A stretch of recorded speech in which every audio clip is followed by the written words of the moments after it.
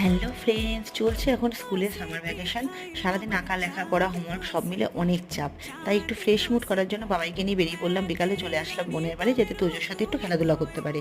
বেরিয়ে হাঁটতে আমি আর বোন পেলাম রাস্তায় কাঠগোলাপের গাছ, আর কুড়িয়ে সেই ফুল গুজে নিলাম নিজের মাথায়, আর সেজে নিলাম ফুলকুমারী। তার মধ্যে দিয়ে একটা ফুল দিলাম পিসুমনিকে, আর একটা ফুল দিলাম আমার মাকে। ওখানে কিছুক্ষণ না, অনেকটাই সময় কাটালাম, কারণ মা সন্ধে দেবে, তারপর রেডি হবে। তাই ততক্ষণ বাইরে দাঁড়িয়ে আমরা তিন বোনে মিল্লা করলাম অনেক খুনসুটি বানা। তারপর বিকাল থেকে সন্ধে হয়ে গেল বোনের বাড়ি যেতে যেতে। তারপর বোন বাড়িতে ঢুকতে না ঢুকতে দুই ভাইয়ের জন্য করে দিল টিফিনে চাউমিন, আর আমাদের জন্য বানিয়ে নিয়ে আসলো কফি।